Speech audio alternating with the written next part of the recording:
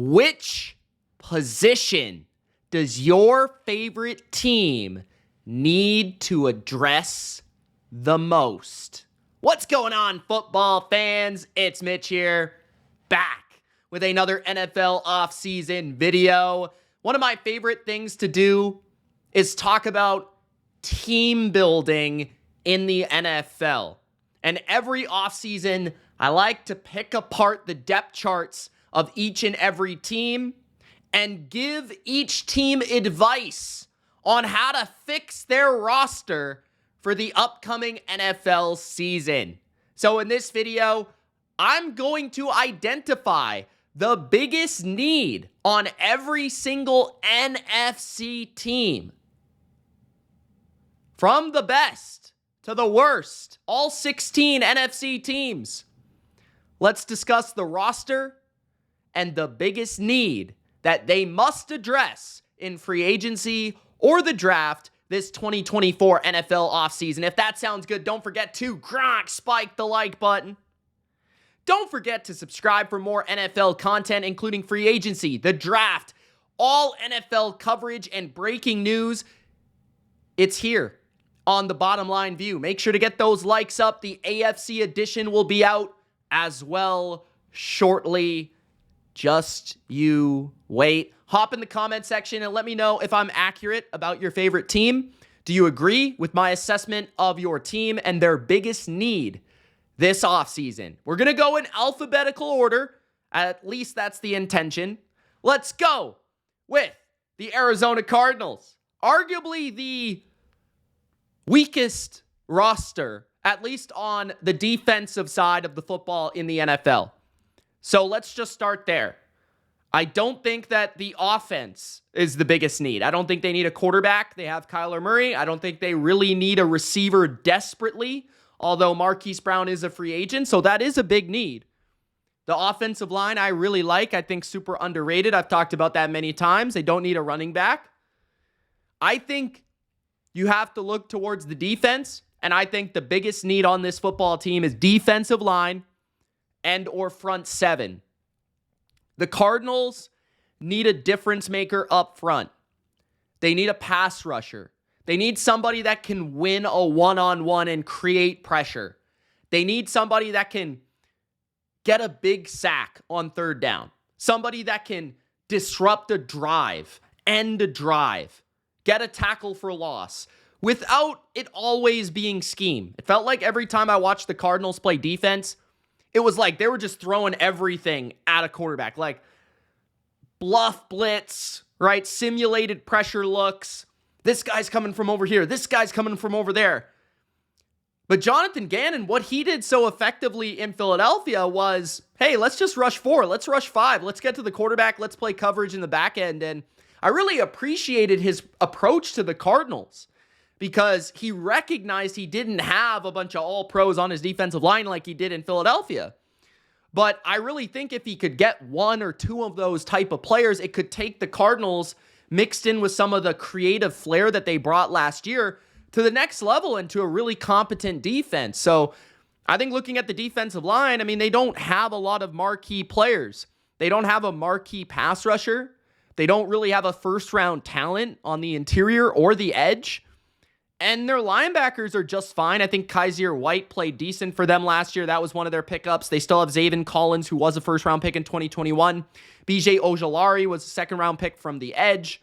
But, I mean, there's not a lot of resources here, and there could be a lot of money spent rather in free agency or maybe even a big-time trade for an edge player or for a pass rusher. So Cardinals certainly need a pass rusher, a difference-making front seven player regardless really of position, interior, edge, even linebacker. But I'd especially focus on the defensive line. They can pick up a receiver likely in the draft at some point, maybe in the first round. They have 2 first-round picks, so we'll see what they do. The next team is the Atlanta Falcons. And I think quarterback is the obvious one, right? And I think I have to say quarterback because, like, they don't have one. Desmond Ridder is not the answer, ladies and gentlemen. So they're not going to roll into this season with Desmond Ridder as their quarterback. And I really look at this team, and I've talked about it already with my selection for the Falcons to be the team that I think will make the playoffs out of the NFC South. But they're not going to do it with Desmond Ridder. They're not going to do it with Heineken, right? They're not going to do it with Marcus Mariota. They're going to need somebody at the quarterback position, a trade for Justin Fields. They're going to need to go out there and add somebody, maybe Kirk Cousins in free agency, a draft pick, trade up, make a big move, trade for something. Like something's got to happen here for the Atlanta Falcons. Like if they don't land a quarterback, it doesn't matter what they do on the defensive side of the football. It doesn't matter if they get an edge player that I think they could utilize. It doesn't matter if they get a second receiver. It doesn't matter even if the coaching is good. If they don't have a quarterback, it's going to lead nowhere, at least for 2024. So they need to go all in on a quarterback, period. They need a guy. I think when I think of this system to elaborate on the quarterback that they should go with, Zach Robinson is a Sean McVay guy. So I don't think you really need a guy that's like super athletic or like super mobile or like can really run or anything like that. I think what you're looking for is preferably some pretty good arm strength, a guy that can really rip the ball in between the numbers, that can make accurate, precise, and decisive decisions with the football, that can operate off of play action, maybe has a hint of mobility to move off of those bootlegs and things like that, can maybe avoid a pass rusher every once in a while. But somebody with a hint of mobility, really accurate, knows where to go with the ball, and can rip the ball into tight windows in the middle of the field. That's what you're looking for from the Atlanta Falcons. That is Kirk Cousins to me, but that's also, some of these other guys that might be available. That's what they should be looking into. Okay, so the Atlanta Falcons need a quarterback, period. Next, we got the Carolina Panthers. Carolina Panthers is pretty simple. They need a wide receiver. Everyone knows this. They have Bryce Young, and they're going all in, baby, with Bryce Young, whether you like it or not. And Atlanta Falcons fans right now are sitting back, hey, Mitch, I like that very much. Let's go all in with Bryce Young. Yeah. But the Carolina Panthers fans, they want to believe in Bryce Young, and as they should. They should believe in the young quarterback, the first overall pick. And I think the biggest thing that hindered Bryce Young in his first year was not having a receiver outside of ancient Adam Thielen to throw the football to. So having a real number one wide receiver, trust me, I've seen it with my Patriots. Mac Jones, I think one of the biggest things that hindered his development was not having a go-to guy. So you don't want Bryce Young to turn into Mac Jones, right? To have all these coordinators and all that stuff and just completely ruin his confidence. So Bryce Young needs a guy. And luckily for Carolina, this is the year where if you don't have a first-round pick, you can actually pick up a good receiver. Right, so Stephon Diggs could be on the block. Devontae Adams could be on the block. Brandon Ayuk could be on the block. Maybe Deebo Samuel. Mike Evans is in free agency who has ties to your offensive coordinator. T. Higgins is from Clemson, close to home, right? Michael Pittman is out there. Calvin Ridley, Marquise Brown. There's a lot of good receivers. Even guys like Kendrick Bourne would be solid adds. Tyler Boyd would be solid adds to the Carolina Panthers. Not number one receivers, but I mean decent options. So I look at Carolina and they more than anything need a number one receiver, but just adding receivers, period, would be a good idea. So Carolina needs a receiver, a go-to guy. I really like the T. Higgins, but to me, like, ideally, if you could throw picks and money at Brandon Ayuk, like, that would be the guy I would go after because I think he's special, and I think he's still kind of, like, not even peaking yet. Like, he's almost there. So that's the guy you want to go after. Kind of like when Diggs got traded from the Vikings to the Bills. That's what Brandon Ayuk feels like to me right now for the 49ers if they end up dealing him. I don't think that's actually going to happen, but that's just like a suggestion. Carolina, go after Brandon Ayuk. Next, the Chicago Bears. The Bears need two things, but obviously they're going to pick a quarterback. So I'm not really going to say quarterback because I would just be an absolute fool sitting here on YouTube talking about the team with the first overall pick in the draft needing a damn quarterback. Wow. Mitch, you're an idiot, okay? So I'm not going to be an idiot. Obviously, Justin Fields is likely going to get traded. I could see him going to Atlanta. We've talked about that. I could see him going to Pittsburgh. I've talked about that, especially on Bleacher Report. And if you guys aren't already following me on the BR app and following my videos on Bleacher Report, you're missing out on some quality content, bro, that I don't do over here. By the way, Gronk, spike the like button if you haven't already. But the Chicago Bears, other than the quarterback position, they need defensive line, bro. Like Montez Sweat, he's a baller. I was really taken back by how good he was in Chicago. Like, I've always been a Montez Sweat guy. Like, when you look at the dude, he's got the D-end aesthetic. I mean, bro, guy looks like Julius Peppers 2.0. Maybe that's why Chicago went after him. But he was dangerous for Chicago. And then Andrew Billings was a solid pickup for them last year. DeMarcus Walker, I think, a solid pickup overall for them, but more of a role player, especially like a strong side run-stuffing defensive end. I think what they need is another pass rusher, and I think they could use another defensive tackle. I think just building the defensive line for Matt Eberflus's defense is essential. He already has his two linebackers, Edmonds and Edwards, who are a nice tandem. I think Jalen Johnson will retain and come back for Chicago. So just building that defensive line, having a four-man rush that can get to the quarterback, sets everything in motion for Matt Eberflus's defense. That's why they went out and they made a huge move to get Montez Sweat, because Eberflus said enough is enough. I don't have the guys to make my defense work. And then finally they brought in Sweat, and all of a sudden this was a top 5 defense. So I think they need a defensive line. So defensive tackle, defensive end, whether that comes through the draft or that probably will come through free agency. They have plenty of money, so there's a number of guys out there that they could go and get. I think of like Danielle Hunter, steal him from your own division. Go get him. Put him alongside Sweat. You got two freaks on the edge, all right? Next, the Dallas Cowboys. Some would call them the Cowgirls. Now, this one's a little bit more complicated. I think you could argue a bunch of different things for the Dallas Cowboys looking at their depth chart. They do need to get their offensive line in order. So Tyron Smith, is he going to come back on like a one-year deal? Who's the center going to be? Are they going to replace that through the draft? Is Tyler Biadasz going to come back through free agency? Don't think he'll be super expensive. Running back clearly is a need. Tony Pollard and Rico Dowdle are both free agents, so they don't really have a running back on their roster. Will they go after a big name like Josh Jacobs, Derrick Henry, Saquon, or will they bring back Tony Pollard? Will they bring back Tony Pollard and draft a kid? Maybe that could happen as well.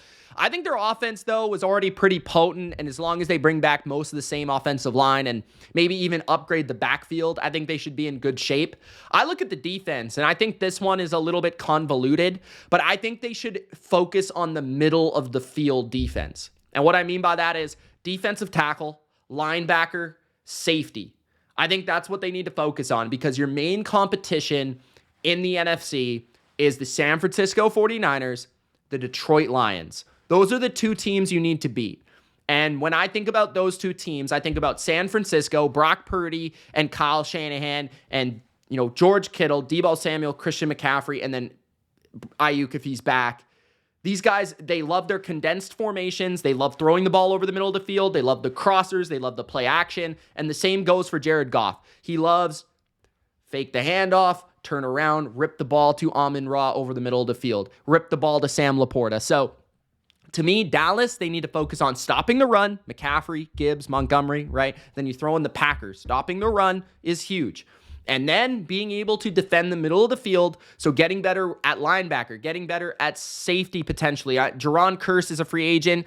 They still have Malik Hooker. They still have Donovan Wilson, like both of those players. So safety's less so. But I think you could take the money that you had on, like, let's say a Gilmore. You get Diggs back. You still have Deron Bland. Corner isn't much of an issue for me. Like, they'll be good. I think focusing on maybe upgrading Damone Clark at linebacker, that second linebacker spot to go along with Leighton Vander Esch. You also have Marquise Bell there, who had flashes, but he's very small. Like, getting maybe a little bit bigger and steady against the run up front as well. I know that Mozzie Smith was supposed to be that guy, but didn't really turn out to be that guy as a rookie. I know that you spent a high capital pick there, so maybe you don't want to do that 2 years in a row, but bring in another veteran to stop the run, because once you lost Jonathan Hankins, it was a huge issue. So Dallas needs middle of the field defense, middle of the field run stuffer for the defensive line, linebacker that can cover and be active in the middle of the field and activate against the run, and then safeties that can take away tight ends and that can get after it. So to me, Dallas needs to focus on the middle of the field because that's their competition. Next up, we've got the Detroit Lions. Speaking of the Lions, I think that the Lions need corner, and I don't think it's really close in terms of what they need the most. I think that they'll try to keep together their receiving core. I think pretty much bring back Josh Reynolds, maybe spend a pick on a later round receiver like a high-end third round, fourth round type of pick that they could maybe develop. But other than that, I mean, Jameson Williams should get a little bit better. So I thought that was a need like early last year in the regular season, watching them play the Chiefs and stuff. It just so happened that the Chiefs were kind of locking down receivers across the NFL. So it turned out to not be a huge need for them because Reynolds actually played really well. Amon-Ra is an absolute stud. Sam Laporta became a real go-to option for them. Jahmyr Gibbs out of the backfield developed into a really good option. So they have enough weapons in the passing game. I'm not too concerned about that anymore. I think Williams, Reynolds potentially coming back, St. Brown, Laporta, Gibbs, that's enough for me. Like, they don't need a lot more. The offensive line, you'd like to bring back Jonah Jackson, figure out the other guard spot. Maybe they'll let them walk and replace them in the draft. That could also be a way to save some money and spend it on defense. But you look at the corner position, they have their defensive line. Really, like, all their guys are pretty much coming back other than Akora. So, yes, I'd like them to bring in another edge rusher to help out Aiden Hutchinson. But it doesn't matter if you can't cover anybody, right? Like, you can have Kendall Vildor starting at corner, like in the NFC Championship. Like, that is not a good idea, especially when you're covering some of these receivers in the NFC, especially when you're in the NFC North and you've got to cover DJ Moore and you've got to cover the Packers trio or quadruple receiver core. You got to cover Justin Jefferson. You've got to cover, some of these guys in your division. Like, bro, you're not going to do it with Kendall Vildor. Brian Branch is a good nickel corner. Cameron Sutton is more of a number 2, and he's more of a zone guy than a man guy. It's an interesting fit. I wonder what they do there. Emmanuel Mosley obviously got hurt, so you never really saw that, but they need to go after a big name, whether that's Jalen Johnson, L'Jarius Sneed. They need to go after someone big time in free agency. There's also veterans out there like Gilmore, like a Dory Jackson. There's a number of corners that they can go after, and I'd probably spend a high capital pick, maybe a second or first round pick on a corner. I'd also look to bring in a veteran. I'd try to throw resources at this position because the Lions, to me, on defense, were at their best when they played heavy fronts, they stopped the run, and then they played man coverage in the back end. And yes, it was risky. Yes, it was a little bit like, we're going to try to make some plays and force the issue. But if you have corners that can make plays on the islands, then you'll be way better in that regard. And that really suits what they were doing last year, in my opinion. They tried to do that against the Niners. It was just difficult because they couldn't cover their receivers. So to me, the Lions are definitely corner. Next up, the Green Bay Packers. The Packers' biggest need to me is just secondary in general. They have a number of free agents in the secondary. Rudy Ford, Darnell Savage, both starting safeties. Jonathan Owens, who played extremely well for them last year. All three of their starting safeties are free agents. Now, Jair, Eric Stokes, they're both back on the roster. Now, I wonder what's going to happen there. He's just hit and miss in terms of personality, and I don't know what to expect there. Valentine played a lot of snaps for them. He's also still on the roster. And Nixon is also a free agent. So their nickel corner and their 3 top safeties are all free agents. There are some really good safeties in free agency. And safety is a very deep position in the NFL. And safety is a position I would regularly be spending in free agency because I think it's an underrated position in the NFL right now. I think it's a position that you need to have multi-dimensional ability. You need to be able to stop the run, cover, man, zone, be able to play, in the box, deep out in coverage. So And this is a position to me that always has great depth, that you can find gems in free agency, guys that are super underrated that can fit your scheme. So if I were the Packers, I'd probably just be looking to maybe bring back Jonathan Owens because I liked how he played.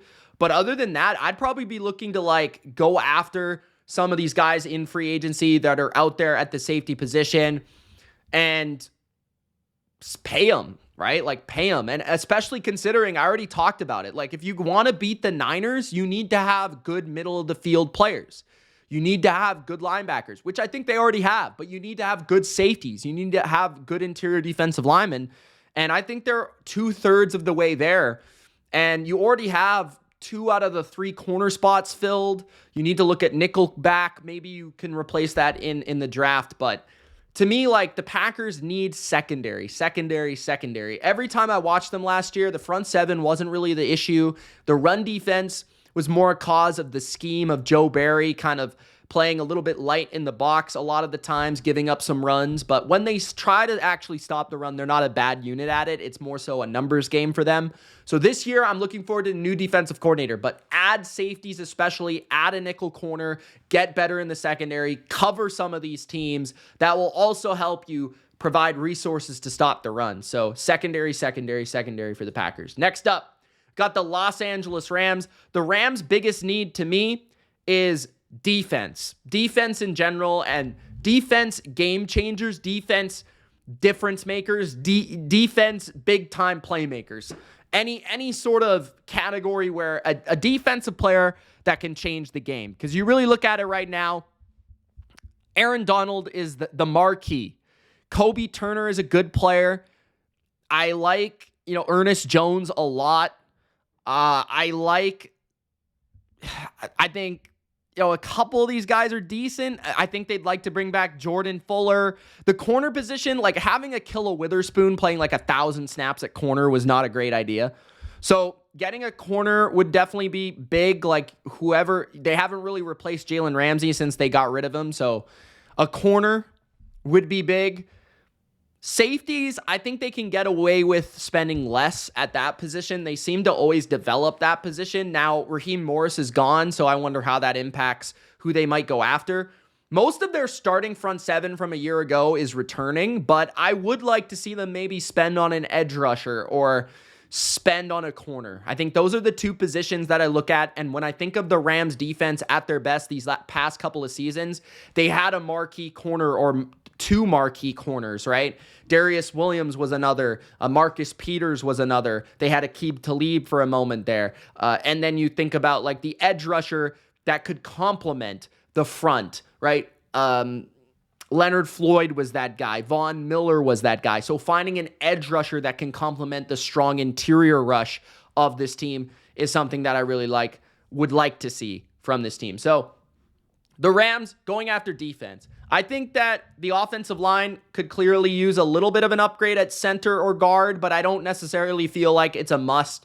McVay always seems to get the most out of these offensive linemen, and they seem to play at their peak in this scheme. So I think just maintaining or re-signing the guys that were already there were good enough. I actually watched the Rams last year and never really felt like they were outmatched in terms of their drop back pass protection, which is an area where they've always been a little bit weak. But I felt like Stafford has just found a way to navigate that very, very well and kind of minimize that impact. Where Jared Goff, it felt like every time he wasn't throwing a play action, he was like under duress. So the Rams defense. Next up, we've got the Minnesota Vikings. The Minnesota Vikings, I would say that defensive line, they still have Brian Flores as their defensive coordinator, which I think it was one of the best hires for any coordinator position last year. And I feel like the Minnesota Vikings, in order for them to get the most out of Brian Flores' scheme, they need a strong interior defensive line.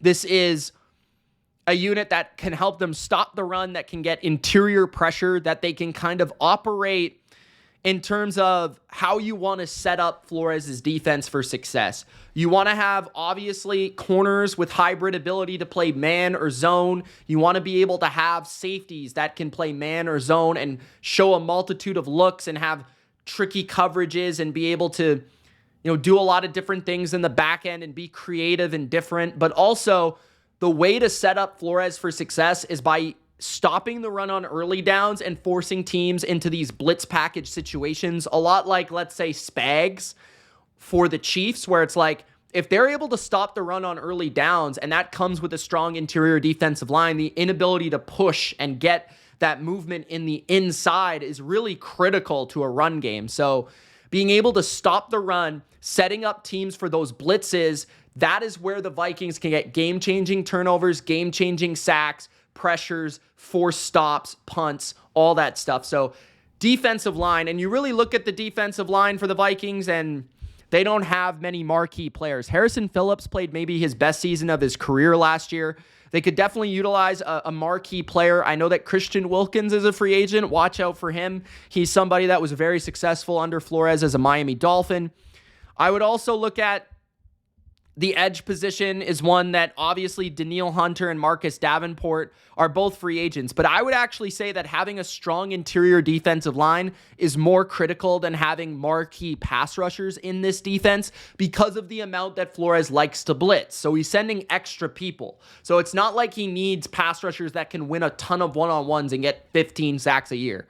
He's more looking to play very good in coverage, tight coverage on the outside, creative coverages, stop the run, set the edge on the edges, be disciplined on the edges, and then get home with his blitzes. So the Vikings' interior defensive line would be a big focus for me. Next up, the New Orleans Saints.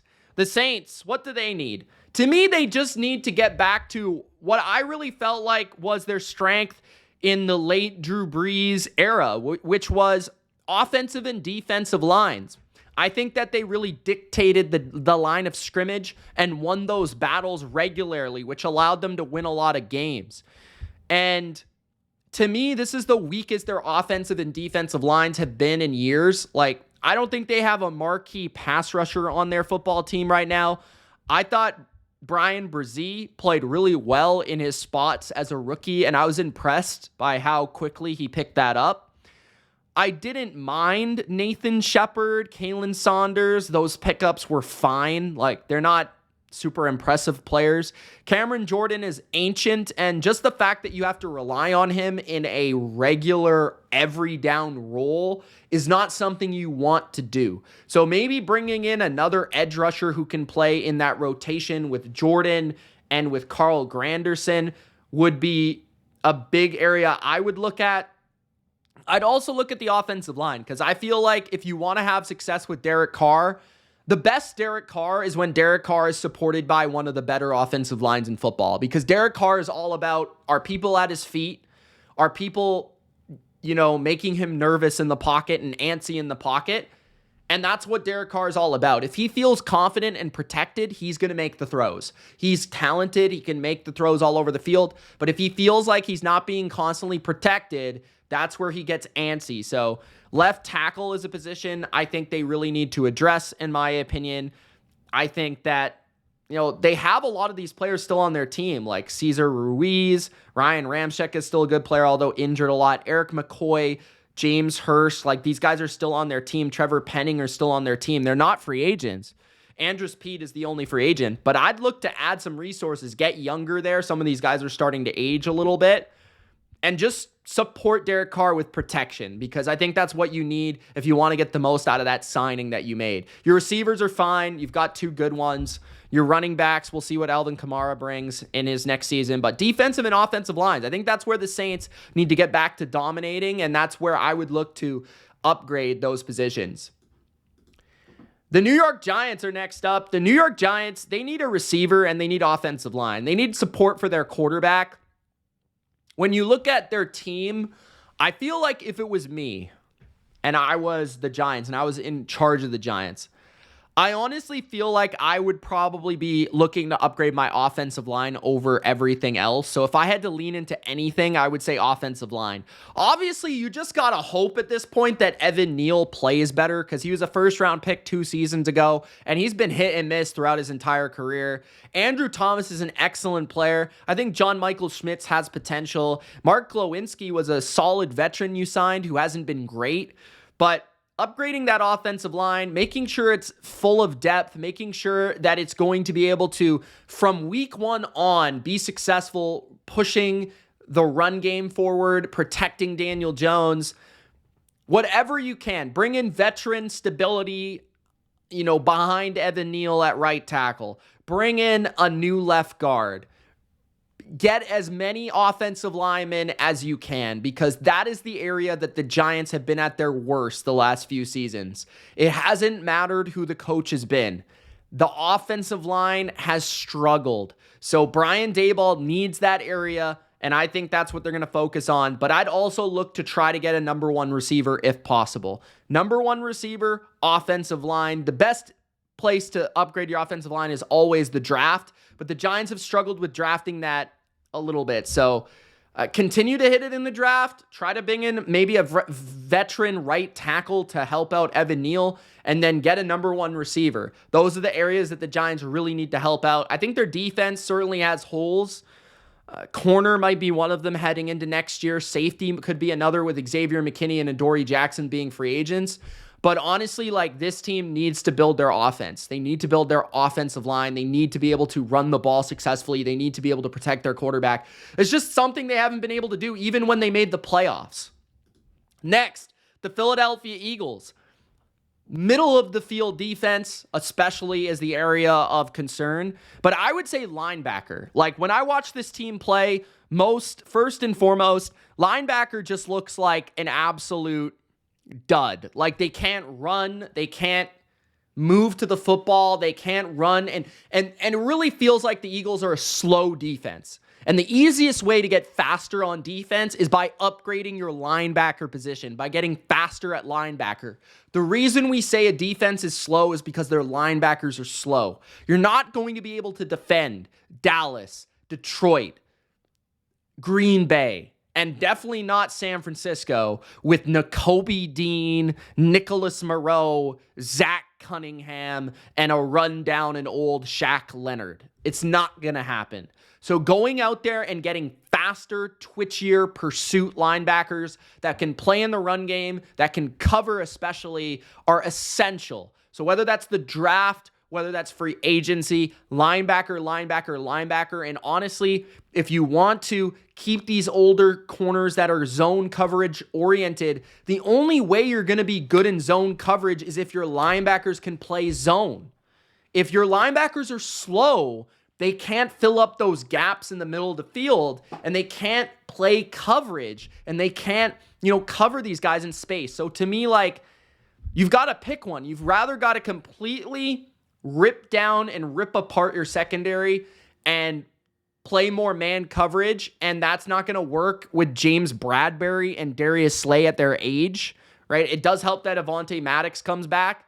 So you're going to have to the best way to fix this old roster right now is maybe you move off 1 or 2 guys up in the front 7, but you should be looking to get faster in the middle of the field, and that will help you play more effective zone coverage to me. So the offense is fine. I think the coaching will help alone.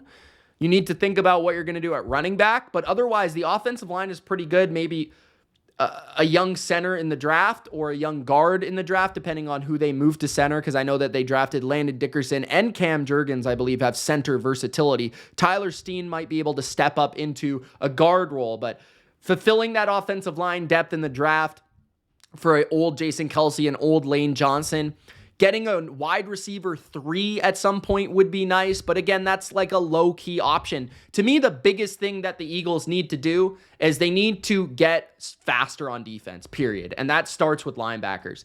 Next, the San Francisco 49ers. The San Francisco 49ers was pretty easy. It helps when you don't have a ton of needs on your roster and you have a lot of players returning, which the Niners do. But the offensive line, I think, is the biggest way and the best way that they can improve. To me, the Niners feel a little bit like the Chiefs did a couple years ago, where it's well, how could this offense get better even if they end up losing some weapons in a year or two? And the easiest area is just simply by improving the pass protection. And I think the biggest deficiency of the Niners offensively is not scheme. It's not receivers, running backs, tight ends. It's not even the quarterback. It's just the simple fact that when they're in drop back pass, a good defensive line can affect the quarterback easily because the right side of their offensive line is pretty lousy.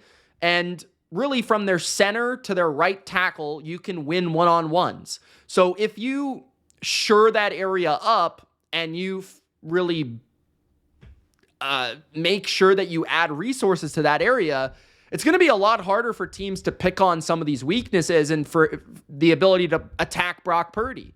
And then we've seen Brock Purdy have ability to extend plays. But if you could just give Brock Purdy like a half a second more on some of these drop back occasions, he's really smart. He can read a defense really well, and you've got great weapons.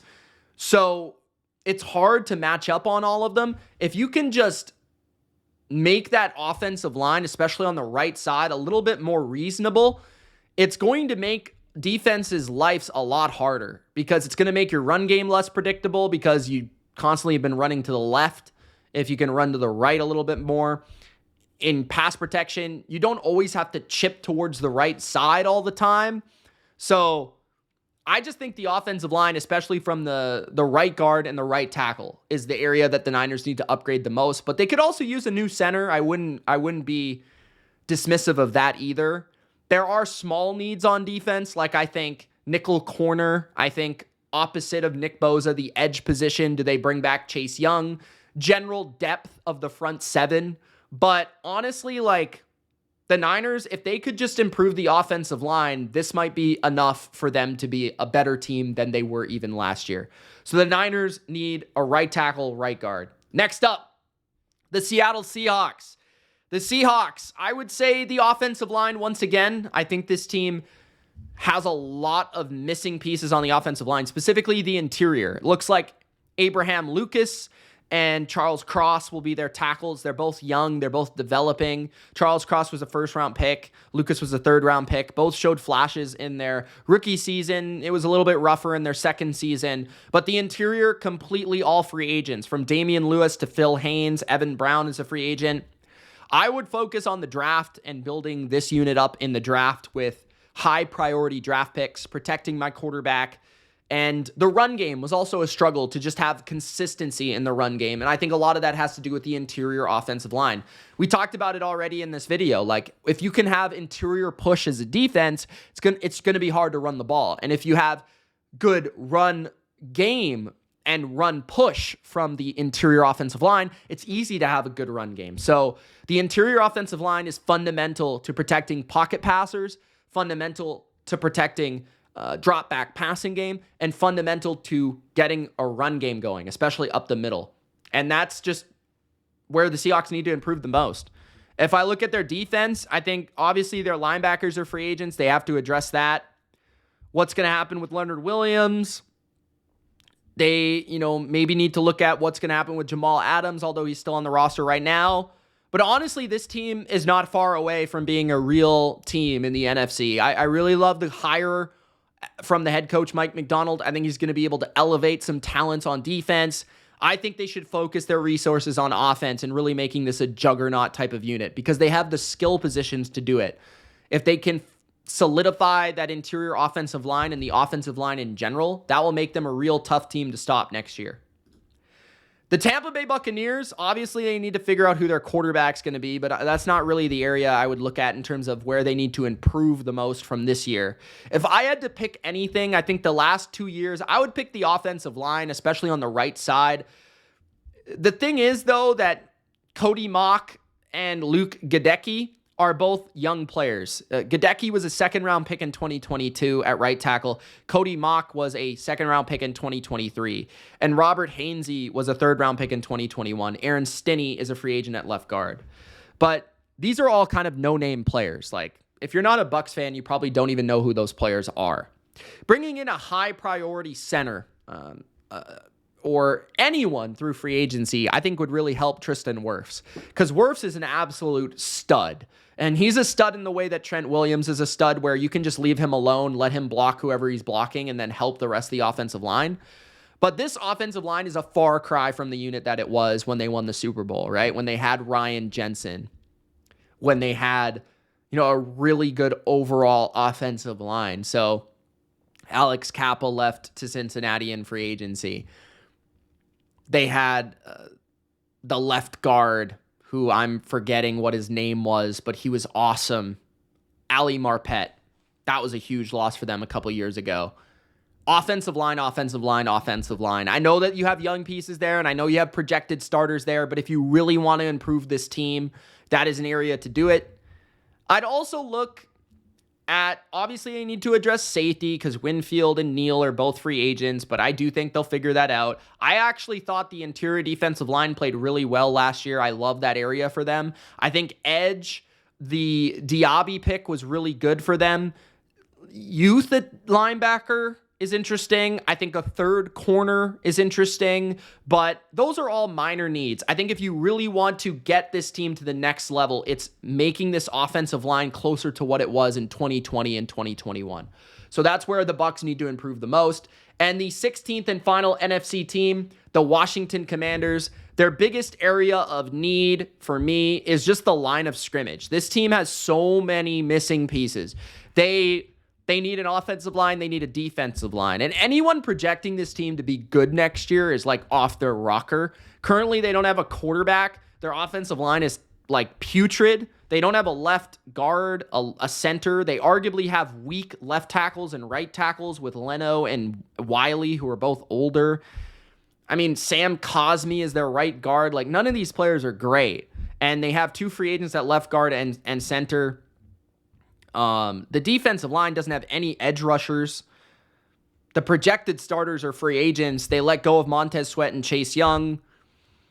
The linebackers are not even that good. Like, they need so many areas. But if you're going to build a team from scratch and you're this new ownership group, the area to do it outside of picking that quarterback is the line of scrimmage. You need a good offensive line that can protect your quarterback, that can get push in the run game, and you need a pass rush that can get to the quarterback. So that's where you should be building your team. It's not anything that anyone has not said before. It's just you need to be able to do those two things in the NFL if you want to have success.